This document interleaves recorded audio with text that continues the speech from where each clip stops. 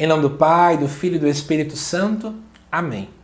Amados irmãos e irmãs, é com muita alegria que nós estamos aqui para juntos estudar e meditar o Evangelho, que a Igreja nos apresenta para esta quarta-feira da primeira semana do Tempo Comum. O Evangelho de hoje se encontra lá em Marcos, capítulo 1, versículos de 29 até o 39, que nos diz assim. Naquele tempo, Jesus saiu da sinagoga e foi com Tiago e João para a casa de Simão e André. A sogra de Simão estava de cama, com febre, e eles logo contaram a Jesus. E ele se levantou, segurou sua mão e a ajudou a levantar-se. Então a febre desapareceu e ela começou a servi-los. À tarde, depois do pôr do sol, levaram a Jesus todos os doentes e os possuídos pelo demônio. A cidade inteira se reuniu em frente da casa. Jesus curou muitas pessoas de diversas doenças e expulsou muitos demônios. E não deixava que os demônios falassem, pois sabiam quem ele era. De madrugada, quando ainda estava escuro, Jesus se levantou e foi rezar num lugar deserto. Simão e seus companheiros foram à procura de Jesus. Quando o encontraram, disseram: "Todos estão te procurando." Jesus respondeu: "Vamos a outros lugares, às aldeias da redondeza. Devo pregar também ali, pois foi para isso que eu vim." E andava por toda a Galiléia, pregando em suas sinagogas e expulsando os demônios. Amados irmãos e irmãs, antes de começar a explicar o texto, faço só um convite rapidinho aqui para vocês. Próxima semana, dias 15 e 16, à noite, eu vou estar ofertando uma live completamente gratuita e ao vivo sobre o Magnífica, aquela oração incrível apresentada lá em Lucas, no capítulo número 1.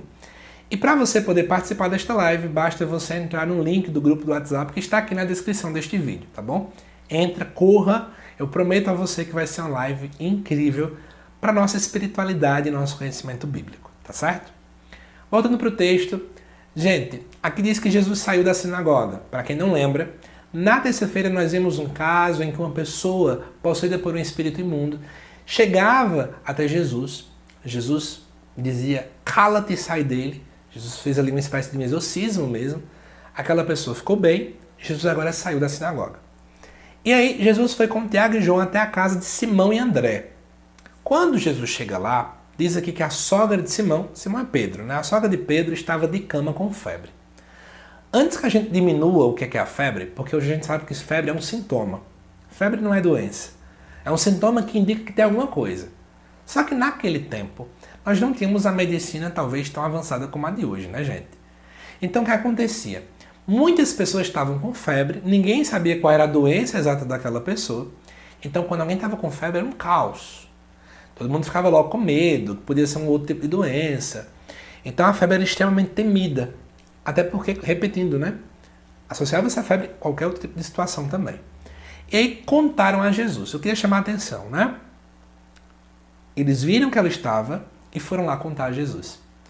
Isso parece com alguma coisa que a gente faz de vez em quando? Pensa um pouquinho. Parece. Parece com a intercessão.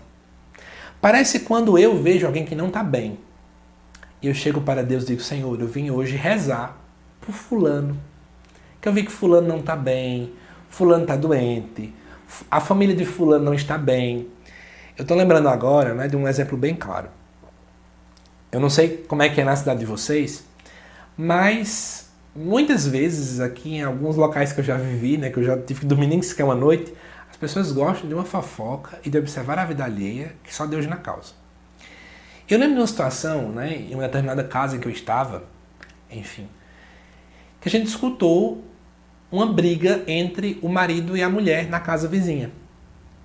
Eu te pergunto, qual é a atitude natural de uma pessoa fofoqueira? E, obviamente, apagar as luzes, todo mundo ficar calado, ir para a parede mais próxima para escutar a briga. É ou não é assim que muita gente faz? Só que eu te faço uma pergunta, isso é cristão? Jesus faria a mesma coisa? Eu não sei exatamente o que ele faria, mas isso eu sei que ele não faria. Aí você vai dizer assim: "Ah, Lucas, você viu isso, você fez o quê? Você foi lá para a briga?" Gente, eu acho que eu devia ter uns 12 anos de idade. Se eu fosse para o meio da briga, eu ia sofrer também. Então eu percebi que tinha uma coisa que eu podia fazer naquele momento. Já que eu não podia fazer nada naquele momento, eu não tinha como ligar, acho que na época nem tinha telefone, eu não conhecia nem como é que era o celular na época direito, eu automaticamente fui rezar por aquela família. Quantas vezes a gente olha a vida do outro para poder fofocar, fazer contendas, fazer guerras, mas a gente não tenta ajudar de alguma forma. Seja com oração, seja com gestos concretos, seja com uma exortação também. O que mais temos visto, amados irmãos e irmãs, em nossas paróquias, são pessoas que são experts em levar fofoca, mas são totalmente tolas, desculpa a expressão, na hora de levantar a vida do irmão, na hora de exortar, na hora de fazer uma correção fraterna. Aqui, a sogra de Simão estava com febre. Nas nossas paróquias tem muita gente com febre também.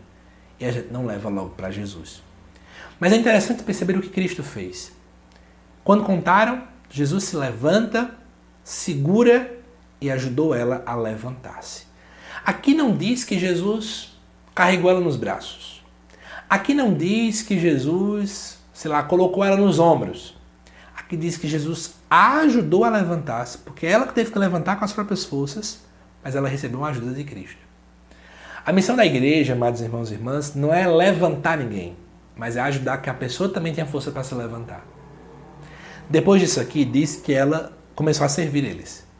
E eu sempre pensei nesse texto que esse serviço que ela estava fazendo era colocar, bolo na mesa, colocar um biscoito, um café, eu que gosto muito de café, mas na verdade o texto não diz isso.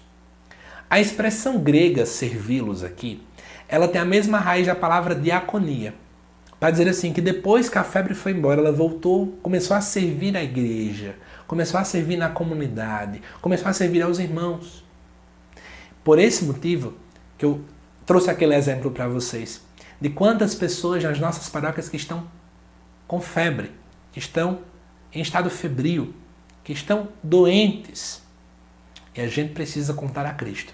A gente precisa levar esse povo para Jesus. Nós precisamos levar aquele que tem o poder de tirar as febres. Eu não tenho o poder de tirar a febre de ninguém. Eu não tenho. Eu vou dar um exemplo bem simples.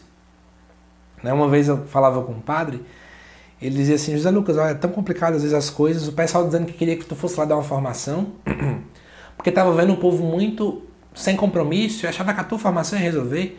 Eu e o padre conversando, a gente rindo da situação, porque a gente pensou o seguinte, a gente tem que entender que não é fulano que tem que vir para poder salvar, não é Beltrano que tem que vir para poder salvar. Quem salva as situações é Cristo.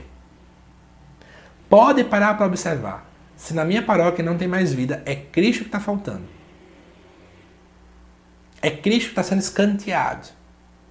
Talvez eu estou colocando mais reuniões, mais o meu querer, mais a minha vontade do que a vontade do Senhor.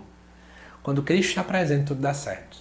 Quando Ele está ausente, aquele que a luz se ausenta, então só tem trevas. Essa é a realidade. Espero que essa reflexão, peguei mais a parte inicial, mas que esse estudo de hoje possa ter iluminado muito as nossas vidas, a nossa vida pastoral. Que Deus te abençoe, amado irmão e irmã. Te aguardo nos próximos vídeos aqui do canal. Até mais.